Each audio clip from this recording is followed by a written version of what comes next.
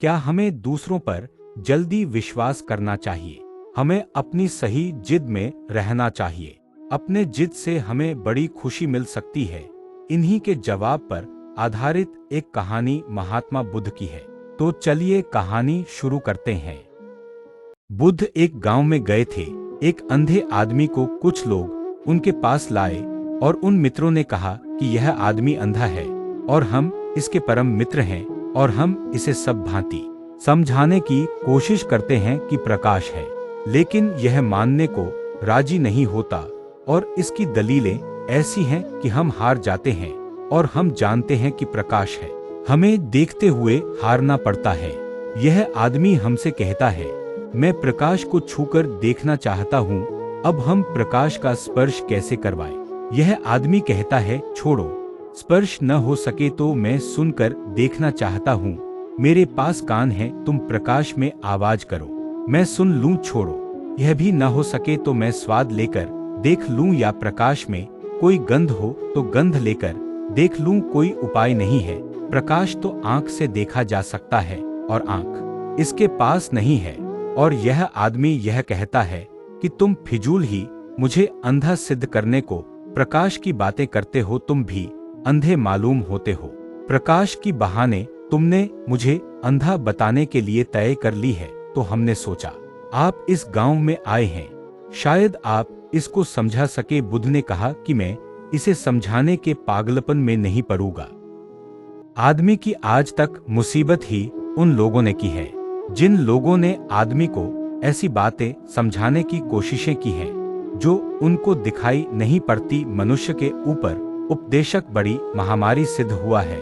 वे ऐसी बातें समझाता है जो उसको दिखाई नहीं पड़ती। तो बुद्ध ने कहा कि मैं यह गलती करने वाला नहीं हूँ और मैं यह समझाने वाला नहीं हूँ कि प्रकाश है। मैं तो इतना कह सकता हूँ कि इस आदमी को तुम गलत जगह ले आए हो, मेरे पास लाने की जरूरत न थी। किसी वैद्य के पास ले जाओ जो इसकी आंख का इलाज कर सके।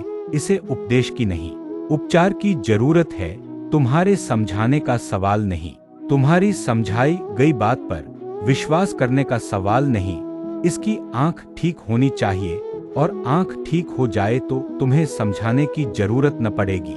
यह खुद ही देख सकेगा, खुद ही जान सकेगा। उनको बात ठीक जंची। बुद्ध ने कहा है कि मैं तो धर्म को उपदेश नहीं मानता हूँ, उपचार मानता हूँ, तो इसे ले जाओ। वे उस अंधे को ले गए और भाग्य की बात थी कि वह अंधा कुछ महीनों के इलाज से ठीक हो गया। बुद्ध तो दूसरे गांव चले गए थे, वह अंधा आदमी ठीक हो गया था। वह बुद्ध के चरण छूने गया और उसने उन्हें प्रणाम किया और उसने कहा कि मैं गलती में था, प्रकाश तो था लेकिन मेरे पास आंख नहीं थी। लेकिन बुद्ध ने कहा तू गलती में जरूर था, लेकिन तूने जिद की कि जब तक आंख न होगी तब तक मैं मानने को राजी न होऊंगा।